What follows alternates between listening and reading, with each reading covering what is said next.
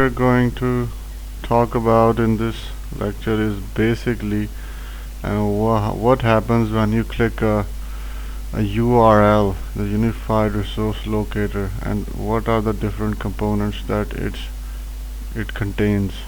So essentially, first of all, when you type a URL in your favorite web browser, the first thing is your HTTP. So essentially what happens is you go to your browser. HTTP is a protocol. A protocol is a set of rules that's used to define the communication on the web.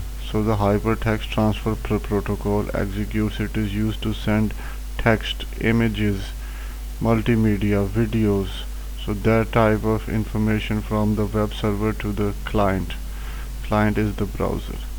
So it basically uses the HTTP protocol. Now a new protocol called HTTPS, which is far more reliable, has been developed. So that's another topic.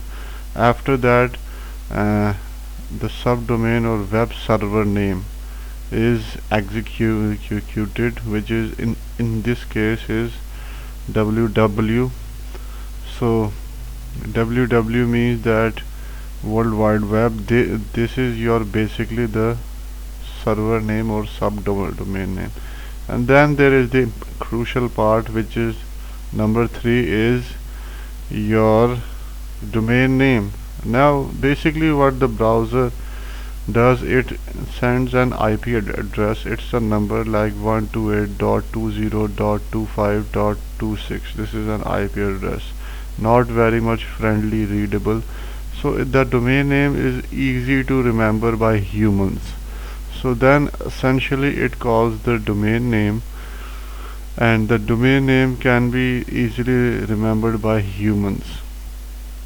So after that there can be another folder name on the web server. Number 4, it can have any different folders inside your root folder. So your root folder contains like index.html or index.htm.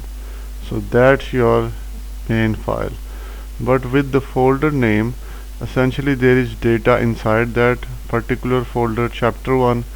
So now there is your file called index.html. Number 5, that's your file which is rendered in your client browser.